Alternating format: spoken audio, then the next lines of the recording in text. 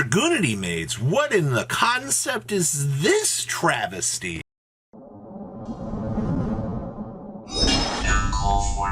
Smash the ever-living crap out of that subscribe button so you guys don't miss out on more interesting decks. So, Bosch played in the UK extravaganza and came across something interesting. So, Elliott Smith and Sora Bell ended up getting 20th place with Dragunitymaids out of the extravaganza. And you're probably like, wait a minute, Robbie, as a fellow Dragunity expert, and I don't know anything about this. I actually wanted to cover this because it's actually kind of interesting seeing the splash of ideas from the Dragonmaid control variant to kind of building from that engine that is Dragunity, and how you can splash these two variants together and generate a interesting hybrid of things. Because pure control Dragonmaid definitely wants to play prosperities and things like that, while this build looks like it wants to aim for more of an explosive approach to things, which is definitely going to open up some more doors for what this deck can actually do for today's metagame. So, we have triple copies of Chamber of Dragonmaid. On normal or special, you get to add that beautiful disruptive force that we like to call tidying. Oh god, tidying's so good for this deck. And then you get the ability to basically change up to a level 7 or higher Dragonmaid by returning her to the hand and then getting to special summon that. Alright, so she's definitely going to be the centerpiece of our deck, much like Dragon Link that uses this card as that disruption force. That's what we're going to be aiming to do here. Now, we also have two copies of DD Crow. This is definitely interesting. Crow's Interruption in today's metagame, if timed right, can be very devastating. If not, it can fall very short for the interaction, but I think that this is fine. We play one copy of Earnest, so stupid thing can be destroyed by card effects while you control fusion monster. So basically your big Omni Negate or your tag down into house. And then you can discard it to special summon a level 4 lower Dragonmaid monster from your hand. So this will actually grant you an extension, and at the end of the battle phase you can return this to your hand, special summon a level 2 Dragonmaid monster from your hand. Okay, so we can bring out Nurse. Alright, that's your very limited window with that, but it's good enough. Lepore here, same thing, can be destroyed by card effects while you have that fusion monster. And then you can discard it to target a face-up monster on the field, alright, and then neither player can activate the target's effects until the end of the turn. So this is actually going to be your blind negate. I still swear that this thing should have been a quick effect, alright, but they know what they were doing.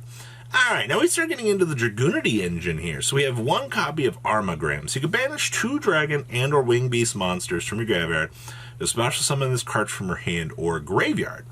And then you can target one face monster on the field, its effects are negated, and it loses 1,000 attack for each equipped card you control. When your opponent's monster is destroyed by battle or card effect, you can equip it to this card. That is actually a lot going on here. So, considering the fact that everything in our deck is going to be dragon, we'll have access to extend out this piece at any time during our turn that we would really deem fit for this. And then everything else is just kind of icing on the cake for this. By the way, that's 2,900 attack points. That card is a powerhouse in its own right. And then we have one Legatus. If you control Dragon Ravine or a Dragunity monster, you can special summon this card from your hand. If a Dragunity card or card in your spell and trap guard zone, you can target a spell or trap card on the field and destroy it. So you do get some spot removal on this. If not, you're just going to get to drop a huge body on the field and then tell your opponent to get good. And they're like, oh, okay, I guess I lose now. We have triple copies of Remus. So, stupid thing can't be used as single material. We don't care about that. Alright, except for Dragunity monster. Probably going to just use it to stop into gators. Alright, and then you can discard this to add a Dragon Ravine from your deck to your hand. If you control a Dragunity monster, you can special summon this card from your graveyard, but banish it when it leaves the field. You can special summon from the extra deck for the rest of the turn, except for dragon monsters. That's going to be no problem. Alright, we're just doing this so we can get this set up. So we can go. We have 2 copies of Phantasme. In a world where you have to actually use this as fusion material to step into your big one, you can actually do that because level 5 or higher dragon monster. It never really comes up, but it's hilarious when it actually does. Alright, so back to Dragonmaids here. So we have one copy of Nurse. On normal or special, you get to revive a level 4 lower Dragonmaid monster. Alright, easy peasy. And then you get the change effect. Basically, being able to extend out through the opponent's turn is where you're going to get your real value out of this. Alright, just start cycling up the pieces. Then we have triple copies of Parlor. On normal or special, send a Dragonmaid card from your deck to your graveyard. so we can drop changeover. That will set us up for our fusion plays for the rest of the game. Yes, and it works beautifully every single time. Alright, then we have triple copies of Gamma. You're going to definitely need some hand trap advantage. The cool thing is, if you're able to set this up and then start winning the game through it, you'll be in a very good position. One copy Red MD. We are playing the LP Pisty package, so you can step through the Red MD for the extension plays. One copy Tempest. Hey, alright, we get to do shenanigans with this. It's also another revive. So as we're setting up and going through combo here, you'll be able to step through the Tempest and continue on with plays. One copy of Driver. Of course, we got to play the Brick.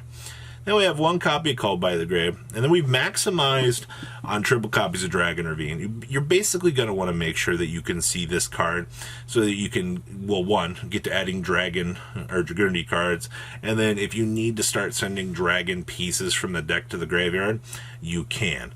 Alright, like this card is definitely the centerpiece behind why this deck actually can build and go.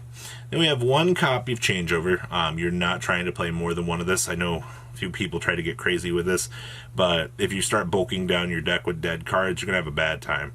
We have two copies of Hospitality. I feel like a few people will be like, well, don't you want to play 3 Hospitality? Not in this build.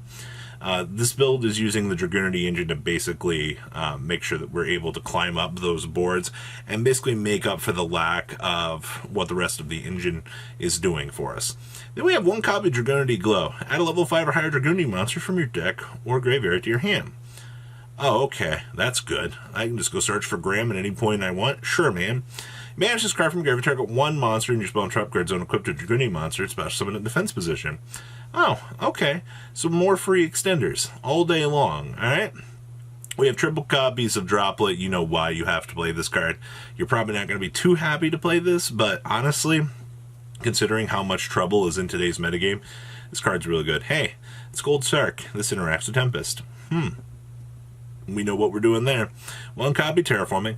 Only one copy World Legacy Guard Dragon. Interesting enough, you don't really have a lot of room to bulk down on a couple of these. If you see it, it's alright. If you don't, it's no skin off your back. And then we have triple copies of Tidying. Like I said previously, we know how good this card is. Extra deck, we have the one Eternity level 4 into Striker Dragon. We have one copy of Nightmare Phoenix for Disruption on back row. 2 copies of the Spheres. You already know what kind of stuff you're going to be doing with this. Bouncing boards. One Pisty and one LP. These are going to be for your extension plays. Basically through Red MD and whatever else you're going to need. And then we have one Galaxy Satellite Dragon. So 2 Dragon monsters. During the battle phase, quick effect, and banish this card from your hand and or graveyard. Target number exceed monster you control. Blah, blah, blah. That doesn't matter. Alright.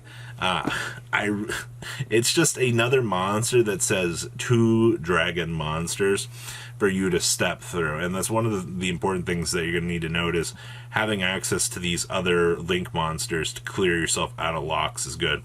We have one Flash Charge Dragon, so 2+ Dragon monsters. You cannot summon or set monsters to a zone that this card points to. Once per turn of a monster's normal or special summon to a zone that this card points to, except during damage step, you can destroy one monster's card points to and inflict 500 damage to your opponent. When a card effect is activated, targets its face with card quick effect, contribute one monster. Negate that activation. This is interesting. You give all of your zones to your opponent, though, which saddens me. We have one Romulus, one Boral Sword, one copy Gatorge, one copy of the Trishula, the Dragon of Icy Imprisonment, 2 copies of House Dragonmaid, and 1 copy of Show. Down here in the extra deck, we have 1 Sloth, triple copies of Lancia, 1 copy of Pankratops, triple copies of Cosmic Cyclone, 2 copies of Dark Roller No More, 1 copy of Harpy's Feather Duster, 2 copies of Twin Twisters, and 2 copies of World Legacy Guard Dragon, wrapping up Dragunitymaids for everybody. And I will say, for the most part here, I think that having these in the side deck here is definitely a good supplement. Just because you can't put them in the main deck doesn't mean that you don't want to see them here. And by putting them in the side, you'll still have access to those key cards later on for your combo. So, 20th place out of 155 players is definitely something worth looking at. This is the first time I've seen this concept kind of come to life.